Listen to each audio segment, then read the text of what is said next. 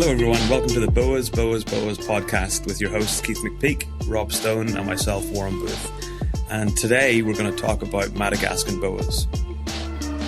Take it away, guys.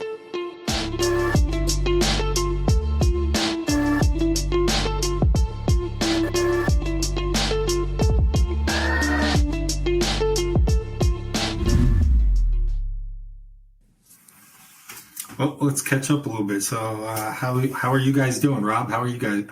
I'm doing great, Keith and Warren. Yeah, great being with you guys here. One, before I jump into it, we did have one quick correction out of our Jamaican and Puerto Rican Boas show, and Michael Sena of WestIndianBoas.org, along with Jeff Murray.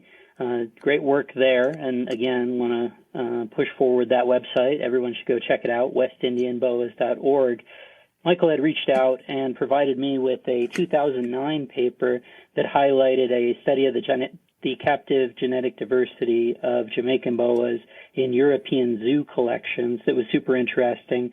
Just as a side note to our conversation around the study that was done on U.S. captive population genetics in Puerto Rican boas and whether there was sort of an equivalent study in Jamaican boas, the answer is no, that there's not a direct equivalency, but it is worthwhile to point out that paper from 2009 that's referenced on the WestIndianBoas.org site, and I'm sure Mike will be happy to provide it to anyone who's interested as well. He provided it to me, and definitely super interesting, particularly to the extent that it evaluated really the relationship of extant animals with the founder stock, and they actually had wild collected animals that were still there, so the ability to identify and manage the stud book associated with animals that haven't, whose genetics are not represented in the animals that are currently held. So it was super interesting.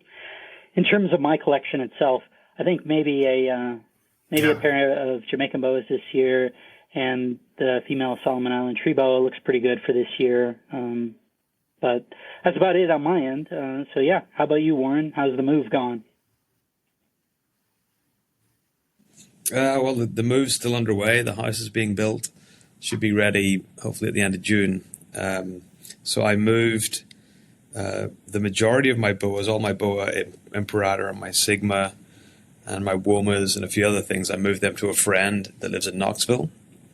I did that last month, so that was fun, loading up a U-Haul trailer with racks and freedom breeders and then 70 boas or whatever I brought up. And in my back and forth journeys, I call in and check on them. So they all seem to be doing well. Even have some breeding, which is kind of cool. Some Costa Rican T-positive stuff and maybe Hog Islands. And then all of the arboreals are still in my house in Tulsa.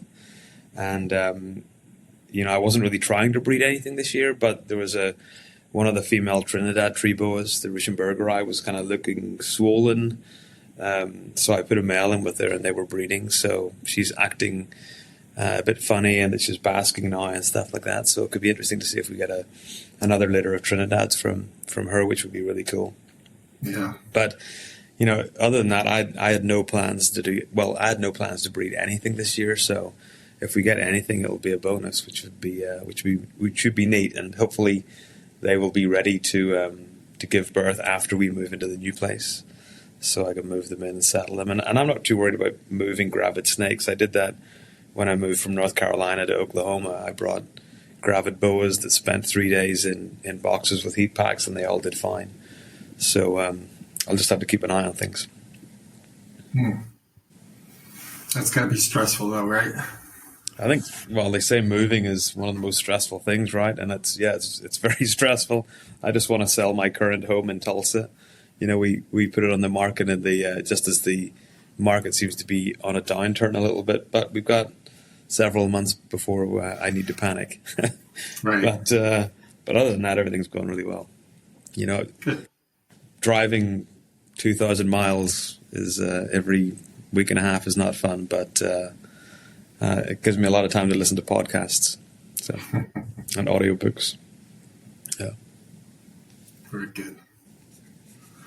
So on my end, I got a lot of interesting stuff going on this year. Boa-wise, It looks like I have two green Sanzinia females, which is appropriate for tonight's conversation. That look very good. They're showing all the right signs. So got high hopes for them. My Argentine boa definitely is gravid. I have a Guyana female that is definitely gravid. I have a Candoya pulsani that looks gravid. And then I have some pythons. I have my Woma look good. My blackhead pythons look good. Who knows with my Bolani? We'll see what happens there. Not really have high hopes for that, but we'll see. You never know. They surprise a lot of people sometimes, so we'll see what happens there. So yeah, I got a lot of cool stuff going on here with the snakes this year. Put a little more effort into them to see what I could do with certain things that I kind of had on the back burner. So kind of excited to see how it all pans out. Yeah, if they all pan out, you're going to be a really busy boy with feeding snakes. Yeah, a lot of ones that are fun to get going too. So That's I awesome. have my daughter's wedding coming up in September, so that should all fall into place perfectly. Wonderful. Great timing. Yeah. So tonight's show we're going to be talking about the boas of Madagascar, something that's near and dear to my heart. I know Warren has a passion for a lot of these animals as well as Rob, so definitely looking forward to this one. So just get into it. So the boas of Madagascar, there was 4 recognized boas that I know of, but Warren just had stated something before the show that we can touch on. So we have a Carantophis dumerali, or the Dumeral's boa. We have Carantophis madagarensis, or the Madagascar ground boa. We have the Sanzinia madagarensis, or the eastern Madagascar tree boa. And we have Sanzinia voltani, or western Madagascar tree boa. But Warren, before the show, we just had a little conversation. You were saying something about the Dumeral's boa. Yeah, there's been some genetic work done over the last number of years that suggests that within what we recognize as Dumerili, there might actually be some cryptic speciation. So there was work done by, let me see if I can find it. Yeah, Orozco Terwengel in 2008 that through their sampling of wild collected specimens on Madagascar, they went through the Sanzinia and the Acrantophis, and they found 3 specimens from the southern part of the range that really fell out as being something different. And then if we look at those on a phylogenetic tree, you get basically 2 branches that have Dumerili on it, and one of the branches then splits into Madagascariensis, the Madagascar ground boa. So it looks like there might be something else going on with Dumerils and with that Acrantophis group that probably warrants some additional work. That's mirrored whenever you look at Graham Reynolds' paper from I think that's from 2013. They also show the same kind of splitting of potentially 2 different lineages of Dumerili, and therefore probably 2 separate species.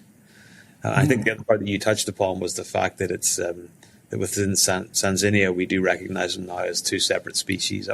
For a long time they were being listed as subspecies. So the Madagascariensis and the Volantone definitely genetically is supported as being separate species. But interestingly, talking to friends that work on Madagascar, they say that those species are largely distributed across the island. So it's not as if you're finding a clear barrier between one species and the next. And therefore, you might either be seeing one species that is very genetically diverse and only being sampled in the extremes of its range, or else a species with a hybrid zone. And on the island, you might be finding actual hybrids. And we know that they will readily breed with each other. We've seen multiple people, particularly in the UK and Europe, producing hybrids from the easterns and the westerns. So I thought that was it should be noted. You did say they were both separate species, which is a good thing. Some people still think that they're subspecies, but I think the Dumerils one's pretty interesting. And I would love to see how that pans out. The problem with this is that you need to rely on wild specimens. There's not a lot of people collecting wild specimens of Dumerilli, and there's even fewer people with the money to actually do the genetic work. So we might see something fall out of that down the line. But I just don't know anybody working on the boas of Madagascar in terms of their evolutionary genetics at the moment. Private conversations with Paul Mitzfeld on the Sanzinia group too, and he has a lot of pictures taken from people over there, and it's pretty amazing to see just the look diversity of Sanzinia that are being collected or seen in the wild as compared to what we see in captive collections. So there's probably, like you said, some work to be done there too with the Sanzinia. Yeah, I've been collecting shed skins from Sanzinia for a number of years with the plan eventually to do a genetic study of what we have in captivity, so to understand the actual genetic lineages that are present, and therefore in time, whenever more people crack the code on how to breed these things, it could be used somewhat as a stud book to outsource genetically distinct individuals that are within the same species. I just need to get around to doing that at some point. I need to move all of my samples from my lab in Tulsa to my lab up here, and eventually I'll do that and I'll start sequencing those to see what we've got. But basically, it's just like with bowlines, we'll be doing that with bowlines as well, and we've got data generated for those. But it's to try and understand what is present in the U.S. population. Of course, we can't necessarily import from Europe because of their CITES 1 status, so that can make things difficult, but it would be good to know what we've got here at least. Yeah, well, if you need some shed skins, I can always send you some from mine too and tell you as much of the history as I know about them too. Yeah, that would be great, just from the adults. Same thing with other people that have adult Sanzinia. I don't need, if they've got adults and they're, like siblings or adults and their offspring, it's just the unique, adult animals would be worthwhile having. Okay, cool.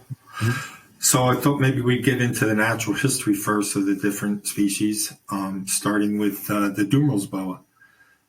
Scientifically noted in 1860 by the Italian zoologist Giorgio Jan. Its scientific name, Acrantophis, means lazy snake. I thought that was interesting. Dumeril's boas are found in the south and southwest Madagascar, where it is moderately dry and arid.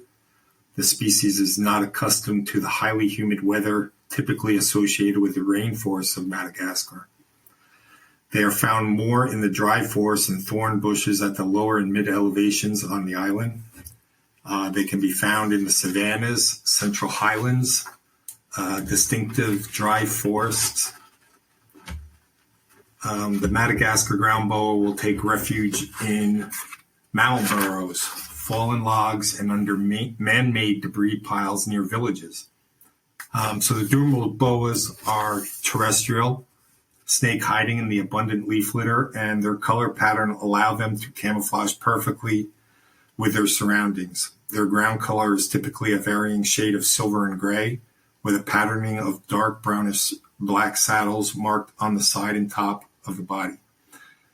The sides of the snake can have varying amounts of white blemishing, and the dorsal will be frosted with pinkish highlights that typically fade as the animal matures. These boas are moderate in size, most adults ranging from 4 to 6 feet. Some larger individuals have been seen in captivity. Neonates are typically 12 to 18 inches, and Dumeril's give the appearance of being a short, stout snake for their length. Adults average between 7 and 10 pounds. Again, in captivity, overfed snakes can greatly exceed these weights. Adult females tend to be larger than males, and females will give birth to 6 to 28 young after a 6 to 8 month gestation.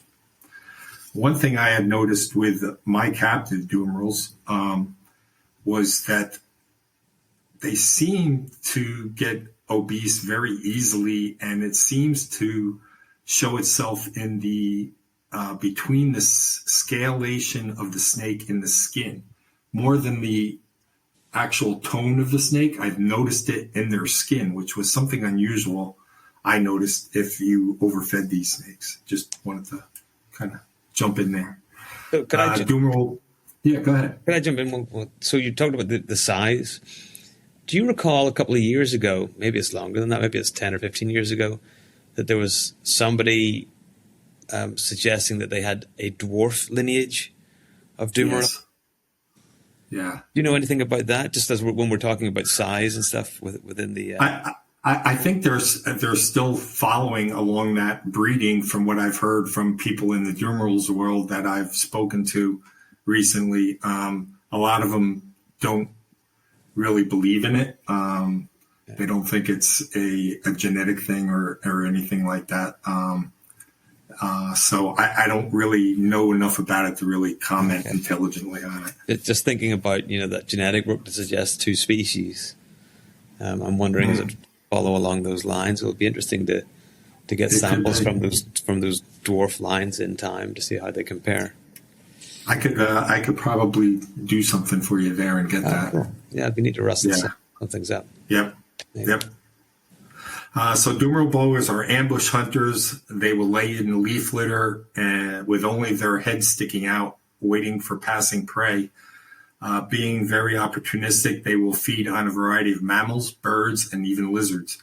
Tenoraks, similar to a hedgehog, have been found to be preyed upon by Dumeral boas. That's an interesting meal for a snake to take down, for sure. I notice in captivity, again, with that ambush type hunting, if you give them a nice deep litter of aspen bedding, they will be very much like a blood python, where they will bury into that with just their head sticking out. And if you feed your snake in the same area of the caging, I notice they'll set up in that spot every time.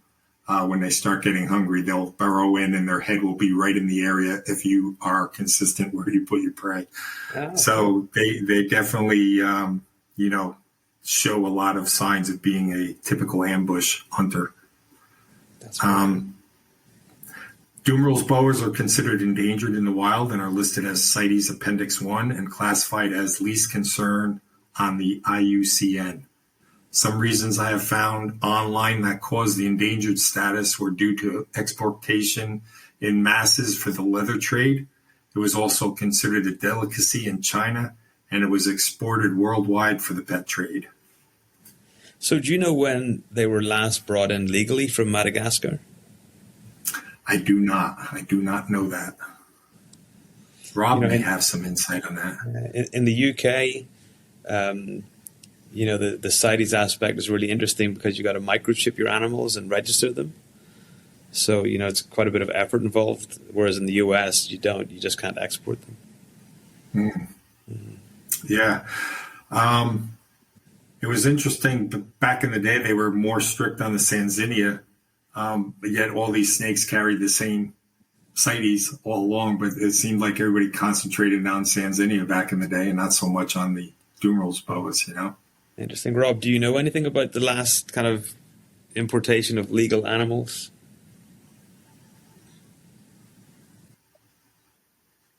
So I'll take a quick peek on the fly. I think more or less the answer was that I think we're talking probably the early 80s on those. And certainly I think basically the differentiation, Keith, that you're talking about is a reflection of basically the litter size and success.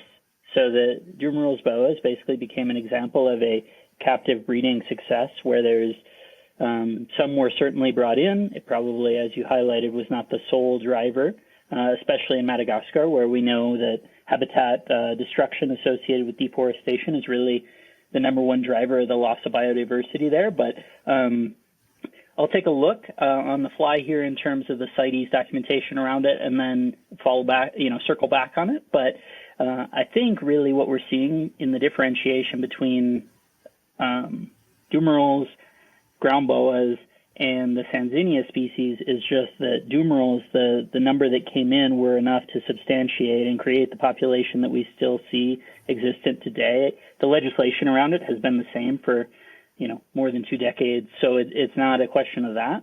So I think really where we're seeing the difference is just that Dumerals were readily reproduced and popped out large litters, whereas the other ones that didn't prove to really be the case. So maybe that made all the difference relative to the handful that had come in, what they were able to produce, and how long that produced a viable captive population. So is the 6 to 8 month gestation time accurate? I've never bred Dumerals. I've never bred any Madagascar Boas. 6 months, that's crazy. Yeah, typically mine would be born in late September throughout October.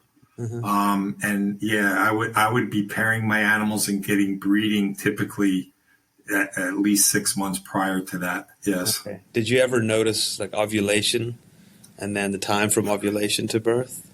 Yeah, but I'm not great at keeping records, so I don't have what that is. Yeah. One interesting thing, though, they are another boa that the babies at birth, when I would go in to collect them, there would be shed skins already. They're one that literally shed as they're coming out. But Stanzania do that as well, right? Or can do that? They can do that as well, yeah. I've seen that with Sanzenio also, yes. So the next species up is the Encrantophis madagarensis. It's the Madagascar ground boa. And this one I previously had jumped ahead with the Dumerals, so forgive me when I reiterate that information. The largest snake species in Madagascar, these boas are found in central, northern, and western Madagascar. Similarly to Dumerals boas, these snakes prefer a drier habitat. This area of the island is sparse, open woodland with low scrub bushes. According to Wikipedia, and I quote, the Madagascar dry deciduous forest represents a tropical dry forest situated in the western and northern part of Madagascar. The area has high numbers of endemic plant and animal species, but has suffered large-scale clearance for agricultural. These are among the world's richest and most distinctive dry forests. Madagascar ground boas will take refuge in the mammal burrows, fallen logs, under man-made debris, piles near villages. I've seen a lot of pictures online where these snakes are found under old tin piles and all. I'm presuming that they're going to these villages to feed, and they're attracted to that type of thing. These boas have similar coloration to the Dumerals boas, but the patterning is quite different. The dorsal has less of the heavy pattern and is more or less a series of zigzag lines. The pattern to me is more shattered than the Dumerals boas. These boas are larger in length than the Dumerals boas, with an average adult female being about 8 feet, with an occasional 10-foot specimen being seen. Males are smaller than the females as adults. A personal comment from Paul Mitzelfeld was that a comparable lengths, a Dumeral boas will actually be heavier in body structure than a Madagascar ground boa. Madagascar ground boas breed after brumation in the wild and are said to gestate for 4 to 6 months. Litter size is 2 to 4 and neonates are 19 to 24 inches. I've seen some. I've never bred. This is the one species I have never bred, but I have seen brand new babies that are huge. You can't even believe they're just very large in size compared to the Dumerals boas. And the smaller litters, I guess, kind of reflect that larger size. An interesting side note, personal comments from Paul, are that he has bred both species in his collection, and the gestation is 6 months for Madagascar ground boas, and Dumeral boas tend to be about 5 months gestation.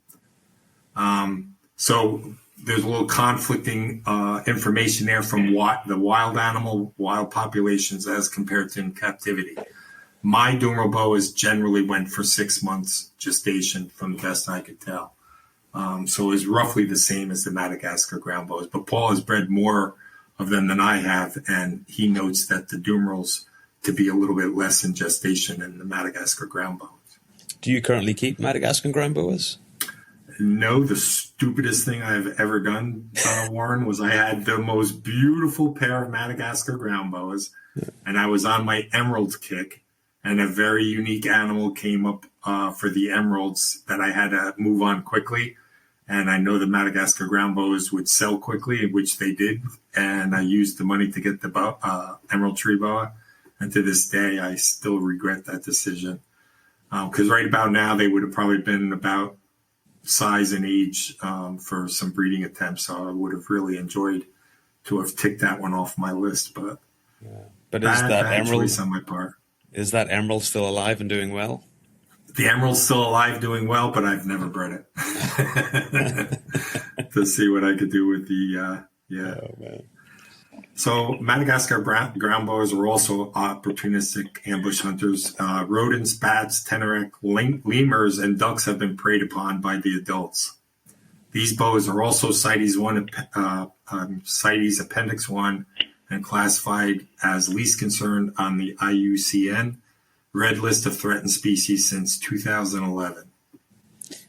So this is a species that there's not a lot of. I know one person with them.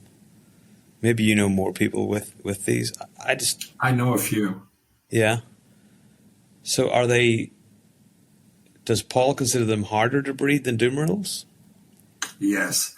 They seem to do the bull and eye hat trick where they'll be building follicles and then just reabsorb. There seems to be some kind of a difficulty there to get them to actually go all the way and ovulate and produce a healthy litter. Mm-hmm. That seems to be one of the things that the guys I know that are working with them are concentrating, focusing on, doing things more like introducing the males later in the cooling process and keeping the males with them longer, and all the kind of little tricks that you would do when you have a more difficult to breed species.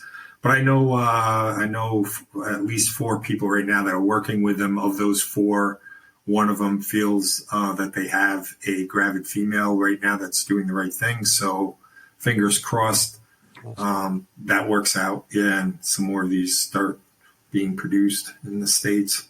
But with such a small litter size, like that is incredible that for a snake that size, because I've seen adult females, and they are big. Yeah. To have such few offspring. Yeah, you wonder on the strategy, right? You have many babies and they're usually smaller, and hopefully a few of them make it, or do you have the larger babies that can take more different varied prey and maybe can defend themselves a little bit better? It's an interesting strategy that some animals take up, But even Dumerils give birth to big babies, right? Dumerils have big babies, and they have quite a lot more. They have quite a lot more, but they're nowhere near as close in size. Not this big. I mean, these are huge. These are... Yeah, they're probably a third the size of an average ground boa baby. Yeah. Which is still a disparity, right, relative to the average litter size. But it reminds me, actually, of the Cuban boas, right, that are similarly sized, really large snake that tends to have 4, 6, 8, babies, but they come out 2.5 foot long. Right. Yeah, Rob, have you ever kept the Madagascar ground boa? I haven't. Cameron was getting them from somebody in the mid-aughts, as they say. There was someone who every year was producing some, and then would wholesale them through Cameron. And I thought about it, but no, I never did. So I've seen them, but I've never had them. Yeah, they're a very interesting species. I liked them for the time I had them. And again, like I say, I'm kicking myself every time I think about them. It was a beautiful pair from Paul. Were they calm? Yeah. Yeah, they were. They were non-problematic, beautiful animals. I think a little bit in the back of my mind, I was thinking about having another large species to deal with, because I do, I have the Bolan eye and I have the Argentine boas and the Guyana boas, and space is limited here. So I think that was in the back of my mind a little bit, but I really wish I had kept them and made room for them, and maybe passed on some of the other projects. So one day I'll get back. I'll get them back one day. I hope so. Wow. All right. Next up, we have the Sanzinia, and we'll start with the Sanzinia madagascarensis. There are two recognized forms, the eastern and the western. We'll discuss the western next. The eastern form is commonly called the Madagascar tree boa, the green Sanzinia, or simply the eastern.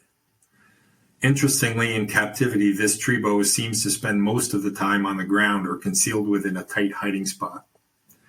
The island of Madagascar is separated between the east and the west with a number of mountain ranges located roughly down the center of the island from north to south. The eastern Sanzinia is obviously located on the eastern side of the mountain range. The eastern side of the mountain range is more tropical rainforest than the western side. The eastern Sanzinia prefers trees and shrubs that are located near a natural water source. The eastern Sanzinia's background color is of varying shades of green. The saddles are darker black-green with highlights of varying amounts of white. This can give the animal a very contrasting look. Females tend to be larger than males, and adults average between 4 and 5 feet, but 6-foot animals are not uncommon. Neonates are typically average about 15 inches in length, and litter sizes range from 10 to 14 typically.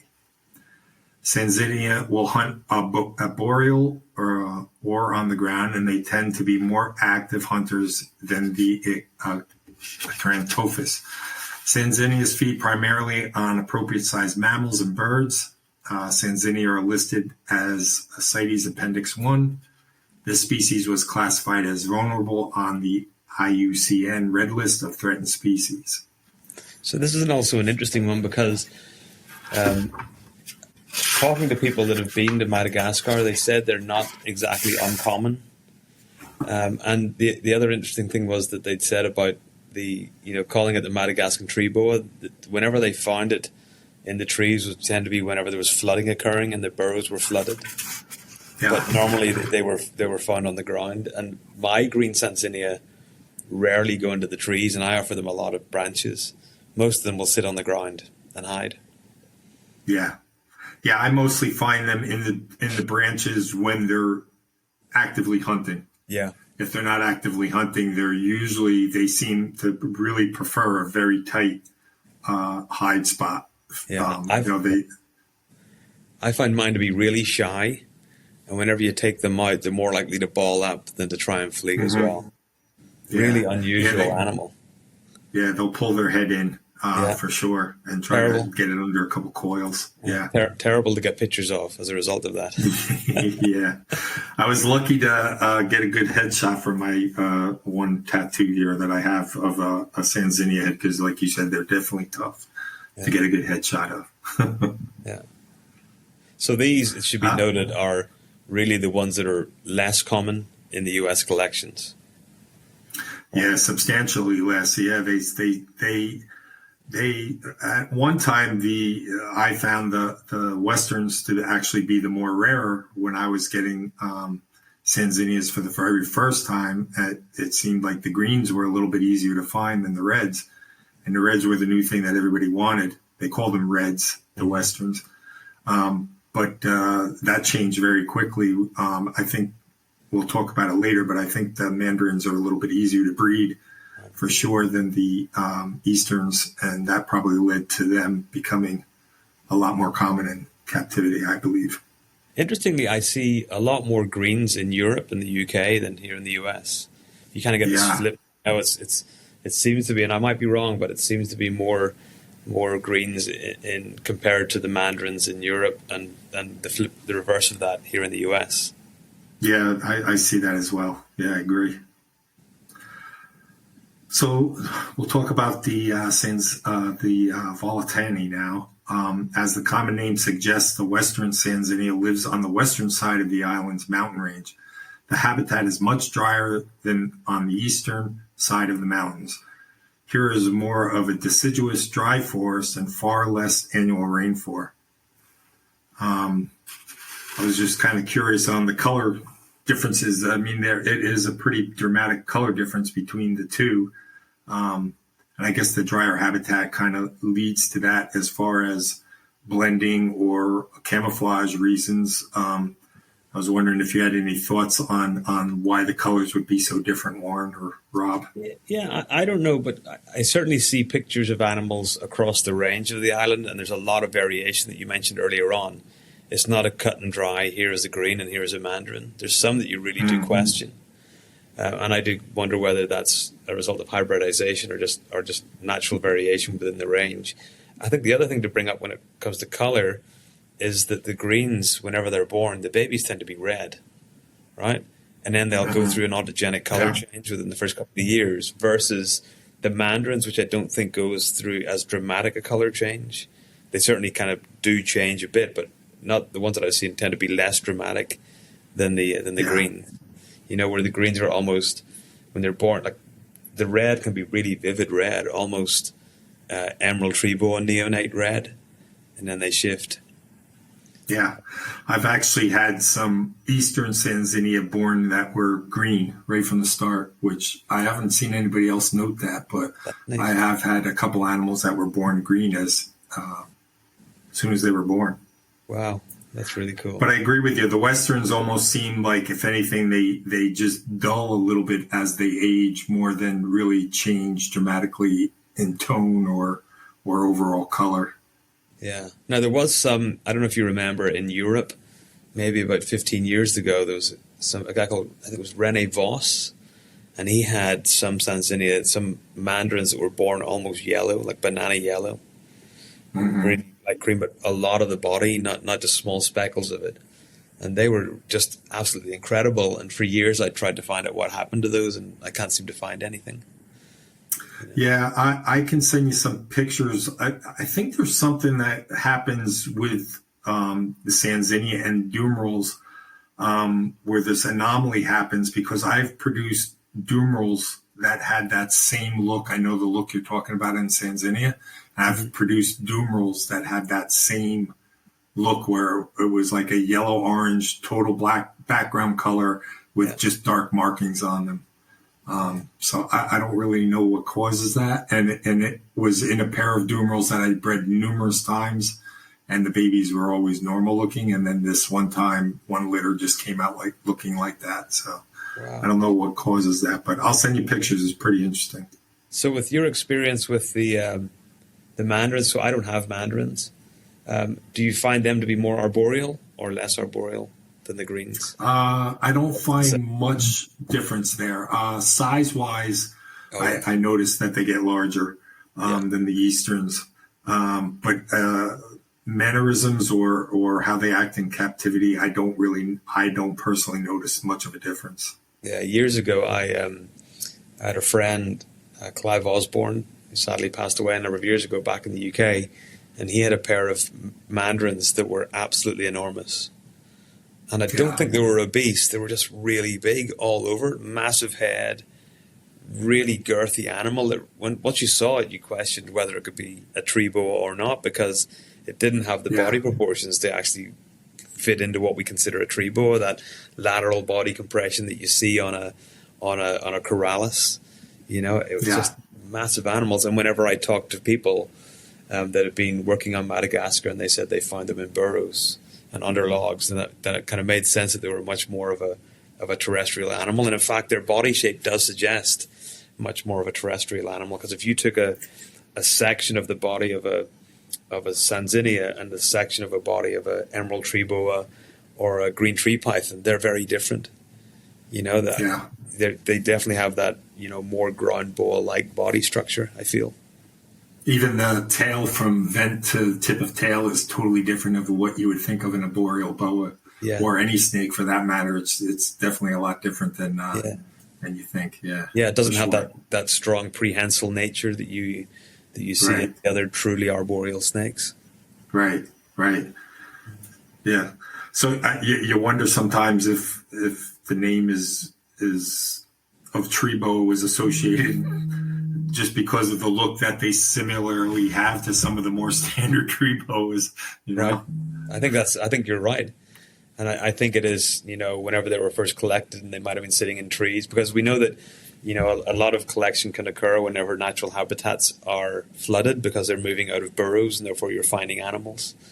So Right. some of those early animals that were coming in, if they were caught during a wet season, whenever burrows were flooded and therefore they were sitting in trees, and they were given that name, just a Madagascar tree boa. Right. But it certainly doesn't fit. I have mine still in arboreal enclosures, but they live on the ground. And I know that Tracy Barker, she keeps hers in racks. She doesn't breed hers in cages, and she breeds them successfully all the time. Right.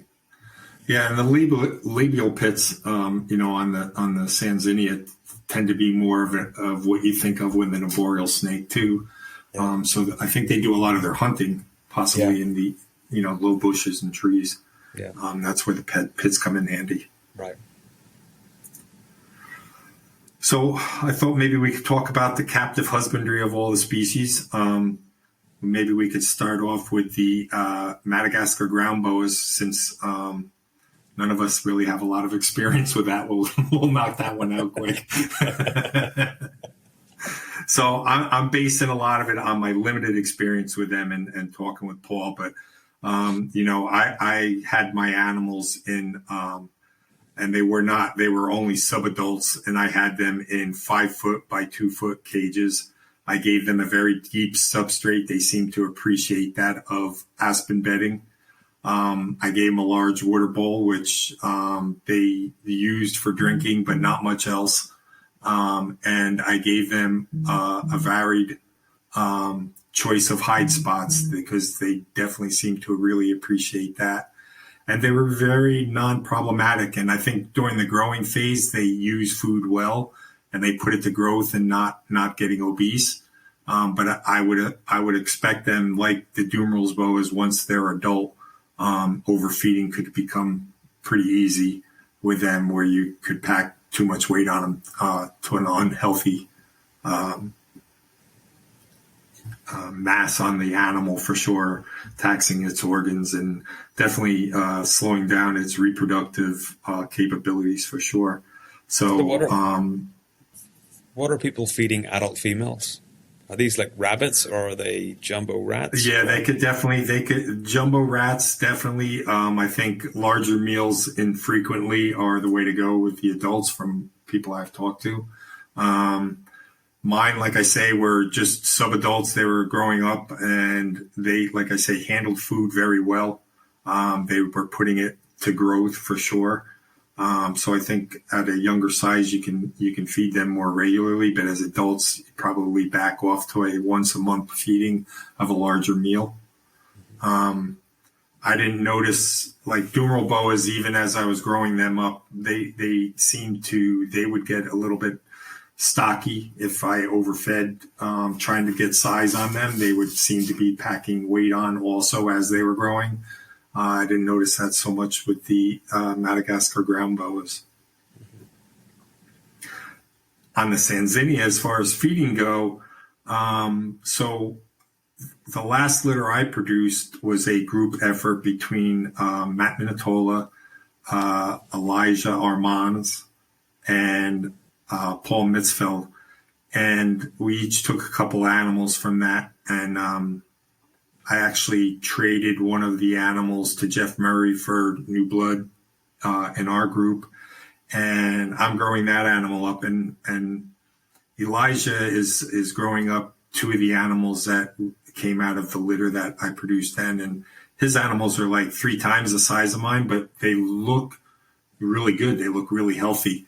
I don't know if the animal I have is just genetically different and it's growing at a slower rate, because I feel like I'm feeding it pretty well. But his animals look fantastic. He's got them up. They look like breeding size, and we're only just about closing in on 3 years of age on those animals. So I haven't really experimented with different feeding regimes with the Sanzinia, but I'd like to start doing that and see what happens there as far as growing up the animals. I tend to take it slower these days than in my younger days. I used to want to get everything up to breeding size in no time, but nowadays I take things a lot slower. And animals that people can get to breed in 3 to 4 years are taking me 5 to 6 years. So it's kind of the way I'm going now. Yeah, my greens tend to be very shy feeders, so they rarely take from tongs. The males sometimes will if he's in the trees, but more often than not, I just have to leave a rat or a mouse, depending, just sitting on the cage floor, and it'll be gone within 30 or 40 minutes. But mine just don't seem to be aggressive feeders. Yeah. So in my group, I definitely notice a difference between the males and the females, especially as adults. The adult males will definitely go on a hunger strike during the breeding season, and it can be challenging to get them back on food after the breeding season. Sometimes adding a mouse versus a rat, I don't know if it's the movement, the scent, or what, will get them back onto a feeding. Yeah. Sometimes I have to actually go to live to get the males back on feed. They definitely go on a long hunger strike. And if they're in the same vicinity of the females and can still sense the females are around, I think that prolongs how long they're going to be off food before they go back on.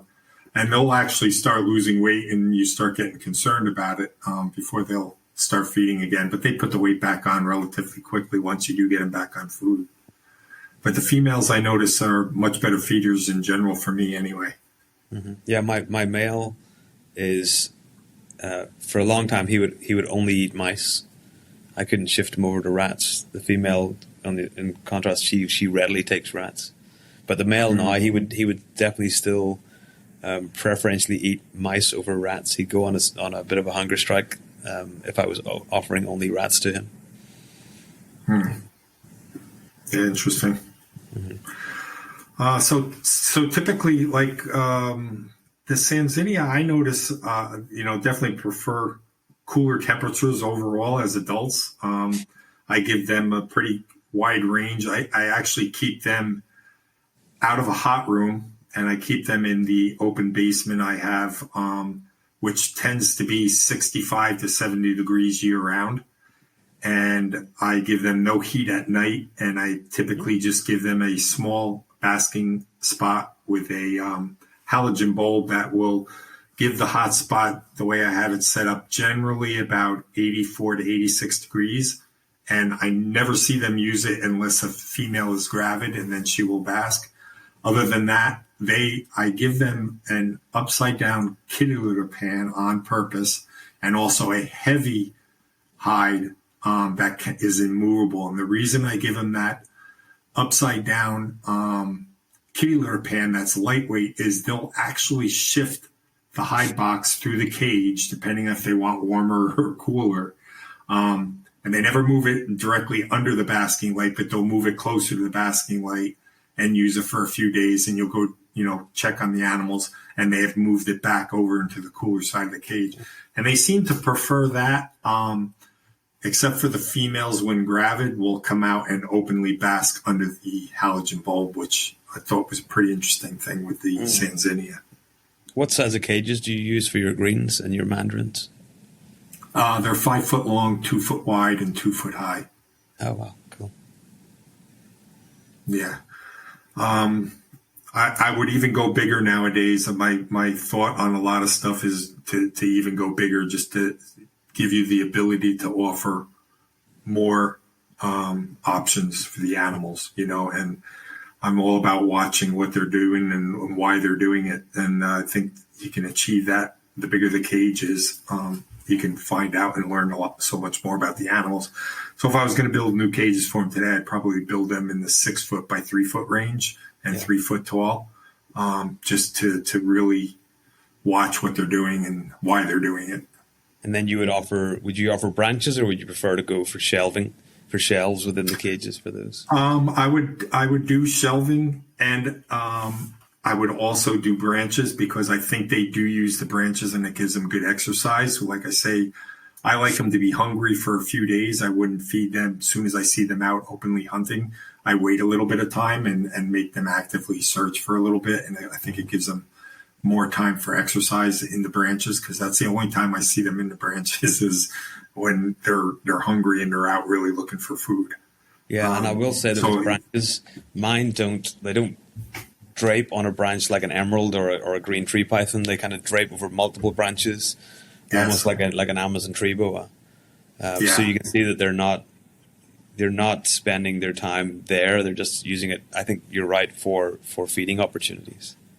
Yeah, and like you said, with that, I do offer more natural branches that have multiple forks and crooks, and I stack them up on each other so that there's almost that platform effect that they can coil in that if they wanted to, versus a straight perch. I don't think you would ever really see them on it. You'd see them crawling over it, but they really wouldn't spend any time fast or coiled up on that at all, I don't think. On the Dumerals boas, those animals were also in 2 foot by 5 foot but 2 foot high cages. When I kept those, I actually have a young pair right now that Paul had given me that I'm raising up for old time's sake. But when I kept and bred Dumerals boas, they were in 2 by 5 by 2 foot high cages. I was keeping them back then on a paper substrate, just very simplistic in setup. Nowadays, I would definitely probably give them, and the young ones I'm raising right now, I keep on aspen bedding also because I notice how much the animals really like to bury in there with just their heads sticking out. It's a little bit more work for me, but I think the animals enjoy it a lot more. Of the three species, I've never seen any of them soak in a water vessel. I've offered large water bowls for all of them. I've never seen them soaking at all. So I've kind of gone back to just the 12-inch crock water dish that is about 3 inches high. And I change water very frequently for them. But I've never really seen any of them want a good soak, even if it's shed time or anything. They seem to, most of the animals I have seem to very much appreciate the dryness more than getting super hydrated by sitting in a water bowl. Have you noticed anything with that with your animals? I personally have never seen them soak. So I offer relatively small water bowls, but I've never seen any evidence of them even trying to get into it or draping over it. Yeah, and I didn't really mention temps that I did with the Dumerals or the Madagascar Boas, but I did not provide basking for them. I kept them ambient, much like I did blood pythons. I would keep the daytime temps anywhere from 82 to 84 degrees, and nighttime drops would be like 75 to 78. And the Dumerals I bred many times. I never had any issues with slugs, stillborns, or deformities of any kind with the babies. They seem to do fine that way. I think when this young pair I have now get big, though, I will build a larger cage for them and provide another halogen basking spot for them. Just to see how that works out, if I see any differences from the old days when I used to work with them. Rob, have you kept any of the Dumeral boas? I don't know if you've kept Dumerals. Yeah, I've had a few for a short period of time, but I certainly wouldn't consider myself an expert. Did you provide the ones you had with a basking spot? No, I just had them in tubs. So I guess yes, a basking spot. But so more of an ambient setup. Yeah, not through a bulb. Gotcha. Understood. Cool. So feeding on the Sanzinia, I give the adults a large rat about every 2 weeks. That seems to maintain a pretty good weight on them. I may go 3 weeks sometimes with them also because they look for sure like you could get them overweight fairly easy. So I'm a large rat about every 3 weeks. I do feed cycle on the females for the breeding season. I'll stop everybody during my cool down from food, and then I'll start hitting the females heavy, the standard kind of boa pattern of after some breeding has taken place and trying to get the female to build follicles and ovulate, I hit them pretty frequently with smaller meals. From a large rat, I go to a medium rat, and I'll give them maybe every 7 days. When I start to see them putting some good weight on, then I'll hit them with a a large rat again. And usually one or two of those seems to get them to the point of ovulation. I notice that with a lot of the boas. I'm sure you do too, Warren.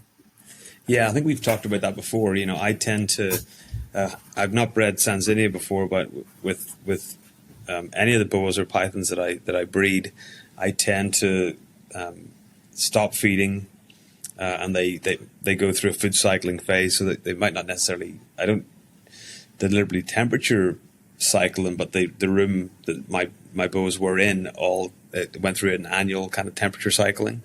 So they would have somewhat of a temperature cycling, but normally a food cycling. And whenever I had introductions going on and I saw females starting to build follicles, and I saw some kind of pre-ovulation swells, I would then hit them with food. And what I would tend to do then at that point is, once I started seeing a pre-ovulation, I would offer them meals that were larger than what I was normally feeding.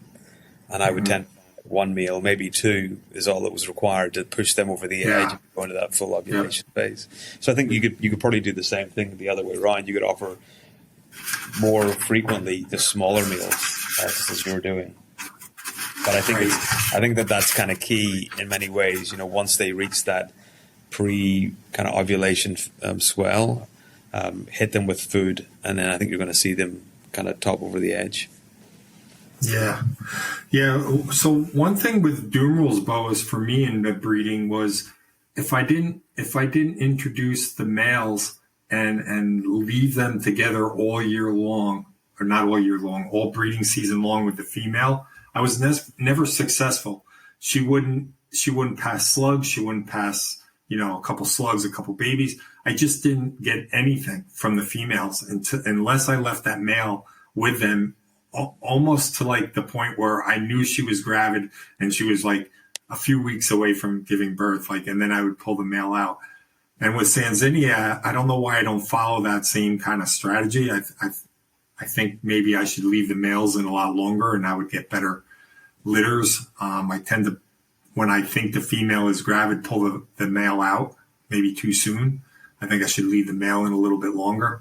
Because I always tend to get, let's say if I have 10 or 11, let's say masses come out of the female, 7 of them will be good babies and 3 will be slugs or 2 stillborn or something like that. So I think I'm going to kind of switch things up next year. We'll see how this year goes. I tried to leave the males in a little bit longer, add them a little bit later into the cycle, and I'm going to kind of expand on that and see if I can get a little bit more successful with the greens. I only work with the greens nowadays. I don't work with the mandarins anymore. Just don't have enough space to keep everything. So kind of focusing on the greens these days. Yeah, so I'll make one comment, and that is that out of all of the work that we've done with so in my lab, we've done a whole bunch of work on sperm storage in snakes and long-term sperm storage. And we find, for example, that rattlesnakes, westerns and easterns can store viable sperm and produce viable offspring after 71 months of sperm storage. It's the longest known genetically proven for any vertebrate species. Pythons can store sperm for multiple years. So, I always warn people that are breeding ball pythons to be really careful, because they'll store sperm over a year or even multiple years. So if they're producing what they think are hets or multiple hets, they might actually not be getting what they think they're getting. Blood pythons are the same. But boas tend to be really terrible at storing sperm. I've had instances where I haven't paired a female in a given year, but I paired her the year previous, and she might have bred and produced offspring, or she might have bred and not produced offspring, but a year later she's dumped out a bunch of slugs and maybe 1 or 2 either really runty but alive babies, or else dead stillborns, but they were from sperm stored from the year previous. I think the same is if you take the male out too early, because the thing is with boas, I find that courtship lasts a long time, and they could be twisting tails, but not actually. There would be actually nothing going on. It's just that courtship process, and you might pull out the male thinking that, well, there's all this tail twisting and and they're done, I always recommend leaving that male in until you definitely see an ovulation and definitely see a post-ovulation shed, and then you see the female basking. If you don't see any of that, I think there's the risk of the female not producing or producing a small litter because of just that inability to store sperm over long periods of time. So that's why I've always said with boas, it's one male to one female is the way I work. I don't put them multiple females because I don't think they can. I don't think they can very, very easily. You have to get them right at that point, where they're just about to ovulate for that kind of thing to work. Yeah, I couldn't agree more. You can definitely teach an old dog new tricks, and the more I went through a long period of time where I concentrated on pythons more than boas. In the beginning, I had boas, and I went to pythons. Now I'm back to boas, mostly in the collection. And yeah, definitely learning a lot of new things there, and I couldn't agree with you more on all of that. One interesting thing I noticed with Sanzinia females, especially the Easterns, is how incredibly dark they become after they're gravid. They can hormonally turn dark, but generally you're going to get at least slugs out of the female. Once they go dark, something's going to come out. But I have heard from a couple breeders that there are a line of Sanzinias that will tend to stay lighter green and not darken up. But every animal I've ever worked with and bred has gotten incredibly dark, almost black, when they're gravid. And they lose that a little bit if you give them 2 years off or something. They do lighten up again, but they never seem to get back to that lustrous light green color that the animals could have had before their first successful breeding. I don't notice a big difference with the Dumerals boas. Nothing was outstanding as far as the color change on them. And like I say, I've never bred the Madagascar ground boas, so I don't know if that happens with them or not. My guess would be that it does not happen. It's interesting. We see that in other snakes, but like we see certainly Amazon tree boas, the gravid females can change color dramatically. But I've also seen it in Sonoran boas that whenever they're gravid, they will darken down quite a lot. And I was thinking about this a while ago, relating it to Sanzinia. These are cooler temperature species. And I wonder, is that just an evolutionary strategy in a cooler environment to be able to absorb more heat? I think Boa nebulosa does the same thing. The clouded boa, I think they get pretty dark when they're gravid.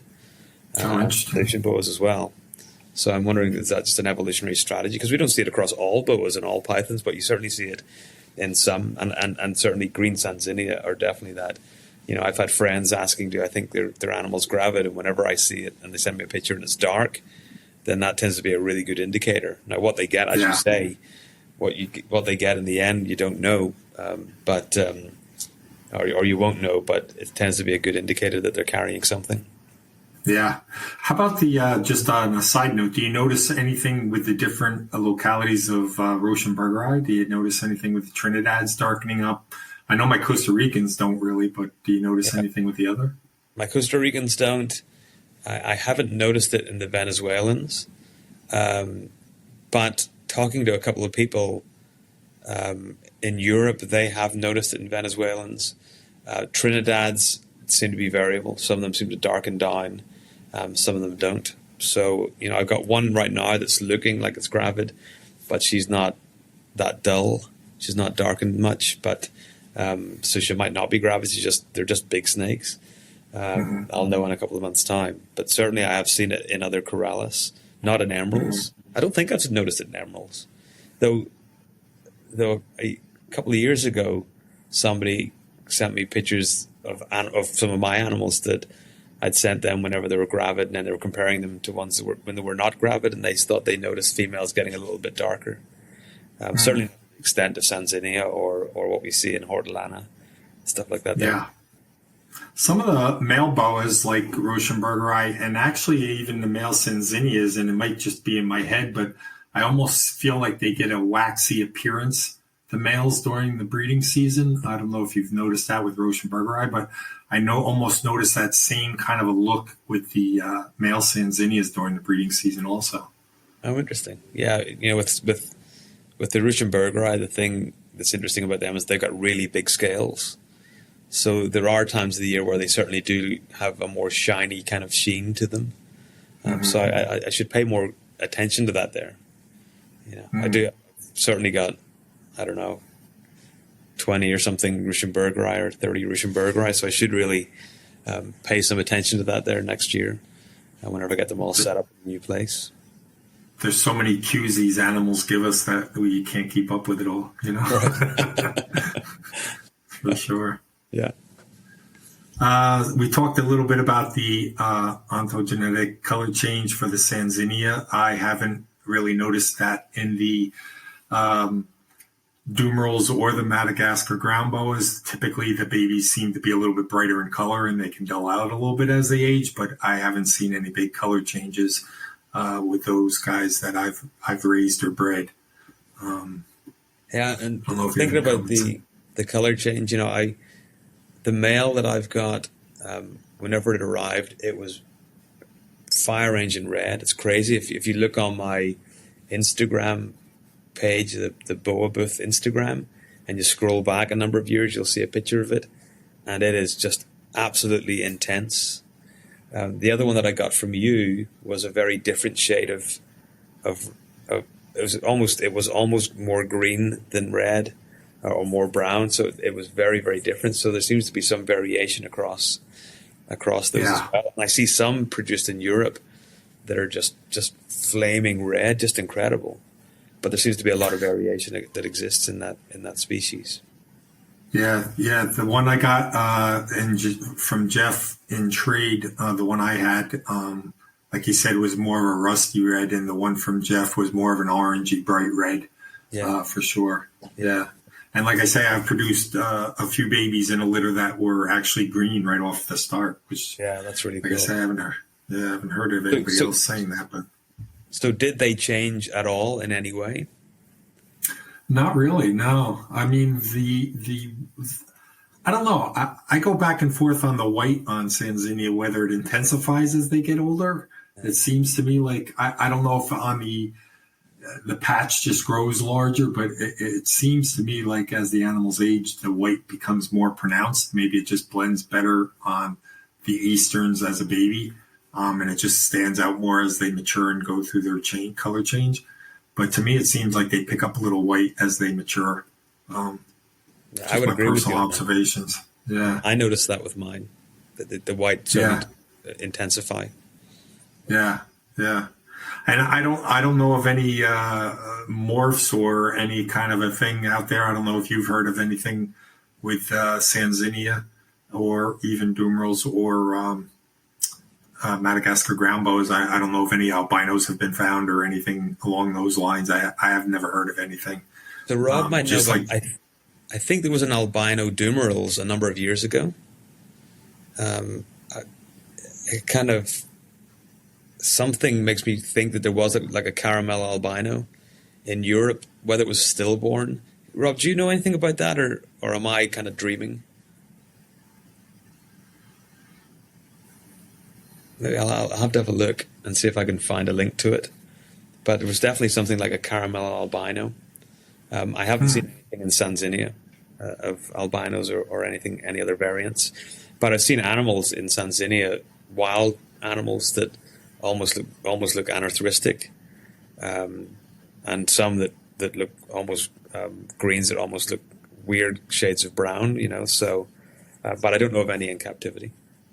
Yeah, I've seen some bluish-looking animals and gray, gunmetal gray-looking Easterns, and Westerns for that matter.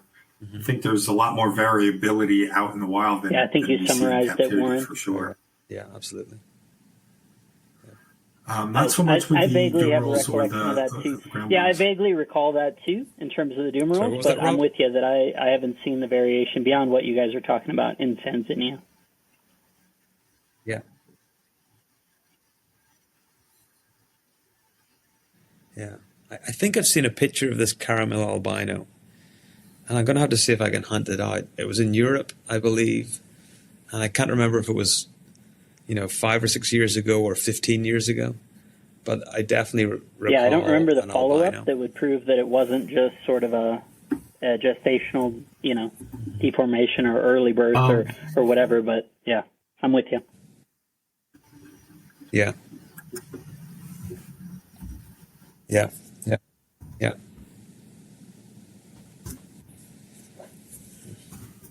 You have anything you wanted to add, Rowan?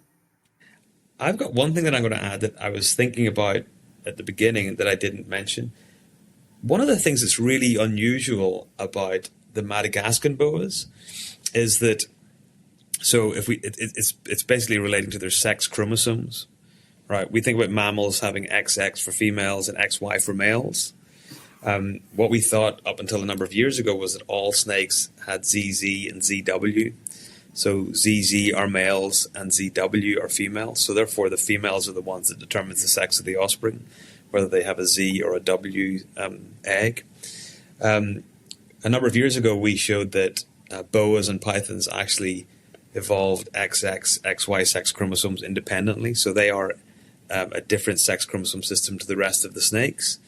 But and we started getting hints to that from the from parthenogenetic births, whenever we'd find that boas and pythons were always producing female parthenogens, whereas things like the cobras and the pit vipers and stuff like that were always producing males. And then we did some genomic sequencing to understand sex chromosome evolution, and we found out that the boas and pythons were XX, XY. Then, a number of years ago, and I haven't done anything with this, I should do it, I received an email about a possible parthenogenetic Dumerils boa, but they told me that the parthenogen was a male, and then it died, and then they couldn't get samples to me. And I thought, well, maybe it's sperm storage, because that doesn't fit into what we would think with boas being the XX, XY, and the female parthenogens. And then another person had one produced, I think they were in Dallas, and they shipped this dead baby to me, and I everted the sex organs that turned out to be hemipenes. And this animal the mother had never been with a male. So we now subsequently know that Madagascar boas actually have ZZ, ZW sex chromosomes. So they're an odd little branch on the evolutionary tree of boas, that they have either retained what could be an ancestral sex chromosome form, as in X or as in ZZ, ZW, or else they reverted from XXXY to that ZZZW, which was not something that could be easily done. So they're really unusual in that they have a different sex system. So therefore, if you ever hear people talking about hybrids between boas and Dumerils or boas and Madagascar, it doesn't happen. It can't happen because they've they're not compatible. So, but Very I interesting. Talking about hybrids between Dumerils and Madagascariensis. They've asked me if I would do genetic work to determine if they're animals or hybrids or not, and we can certainly do that. But I haven't heard of anything with any of like Sanzinia hybridizing with Acrantophis or anything like that there. But they all have this ZZ-ZW sex chromosome system, which is kind of neat. Mm. Visually, I've seen questionable animals between Dumerils and the ground boas for sale in some of the online places where they sell animals. I've seen animals to me that are very questionable and talking to other people. So I think there are some out there for sure with the Dumerils and the Madagascar ground boas. Yeah.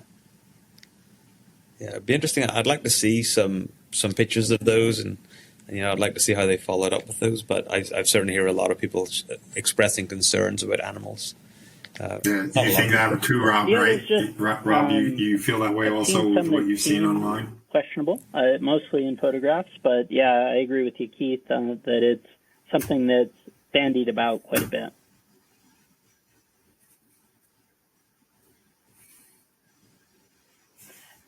And when it's pertinent, I do have updates on the legality, on all this stuff, the history, legality, all that stuff. I don't know if you guys... So just tell me when. Okay. So it looks like... Yeah, let's have it, Rob.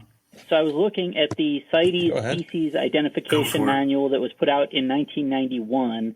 And so all three of these, meaning both Sanzinia as one, and then the Dumerals and the ground boas, look like they were listed as CITES 1 off a petition in 1976 from Switzerland. There was, at least in the context of the two Acrantophus, Madagascar had initially put in a request, but then the Swiss request is the one that was accepted.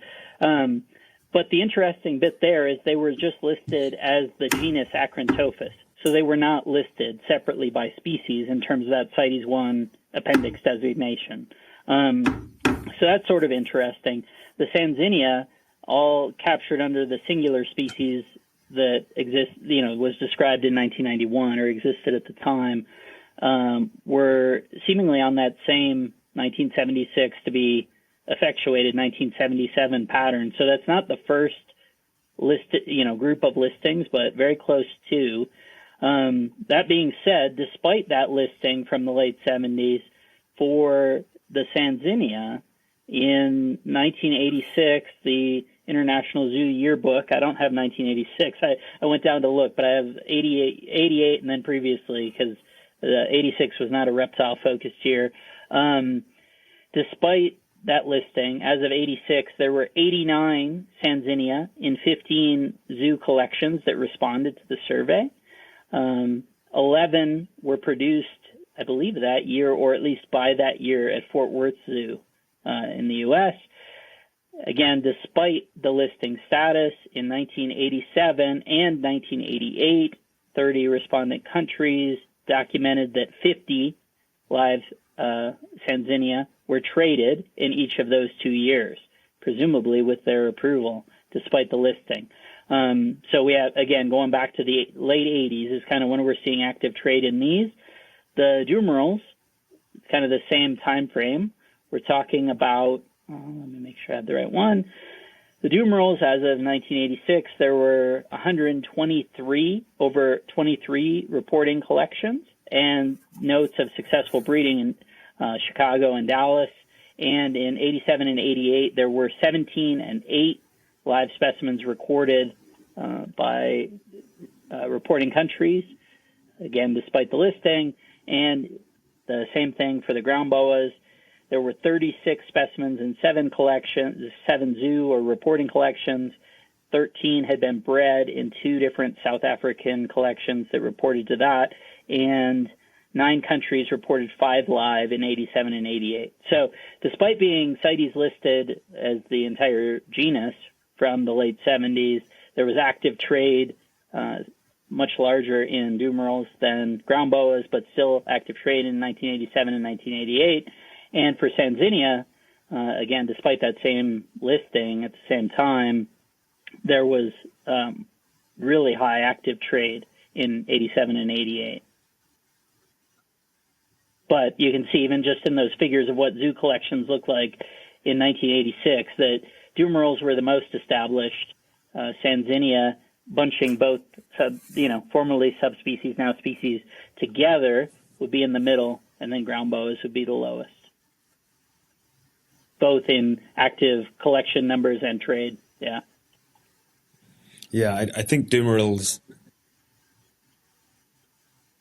from what we see in the hobby, Dumerals certainly seem to be easy to breed, to the point that I recall back whenever I lived in Ireland, you would see these waves, of a lot of people producing Dumerals, and then a massive trough a year or two later because people were having difficulty selling them because there's so many people were producing them, and then back up again to see this wave, this peak again a number of years later.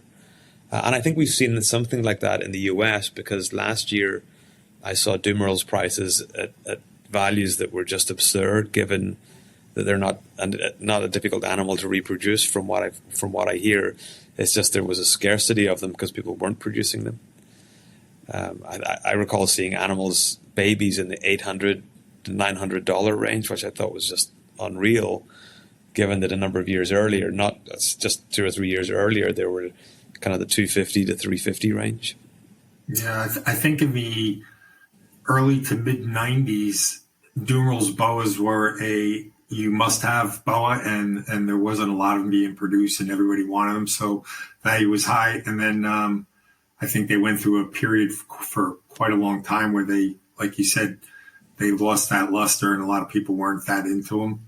And now, right now, it seems again that it's people are looking for something new, and not a lot of people are working and breeding them, and the values, like you said, had skyrocketed there last year. Yeah, it might be part of that. If it doesn't have a morph, it's not worth keeping. Yeah. Right. So, and then there's a whole group of people that are like, well, it doesn't need to be a morph. It needs to be kind of rare and unusual. And you get that demand again. Yeah. Yeah. And some people are line breeding them for, higher pinks or more white or, different tones. So I see some line bred stuff that looks, like real clean examples of a Dumeral's boas, if that's a thing. That's kind of an interesting way to go also. Cool. Yeah, I once I get settled and moved, I do plan to pick up a pair of Dumerals just for the sake of having them. I think they're kind of a cool snake. Yeah. No.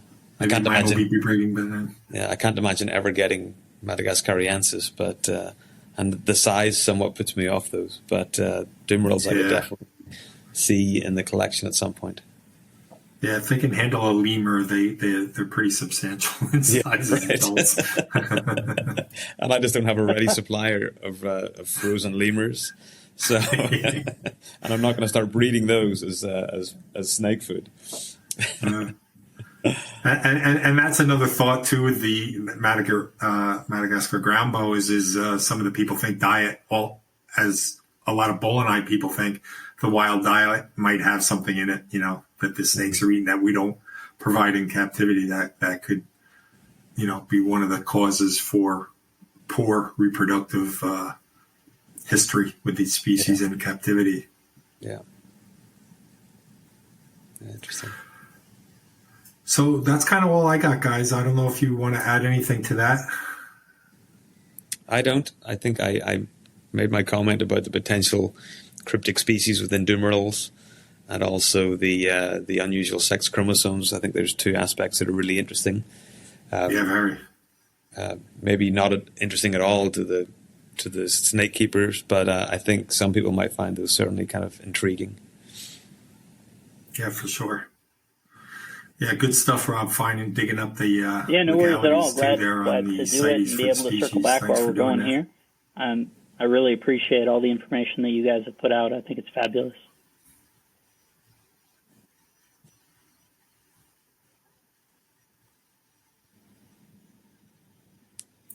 Great. So I'm going to close the show.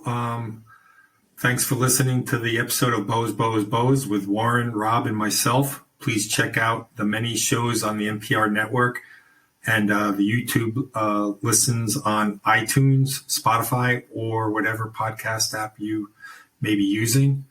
For all the information, go to MoraliPythonRadio.com. We hope you enjoyed listening to this episode. And next, I'm suggesting we talk to maybe Vin Russo. Are you guys down with that? I am completely supportive of that. Yes. All right, so we'll try to get Vin on the next episode of Boas. Until then, follow your passions, guys. We'll talk to you soon.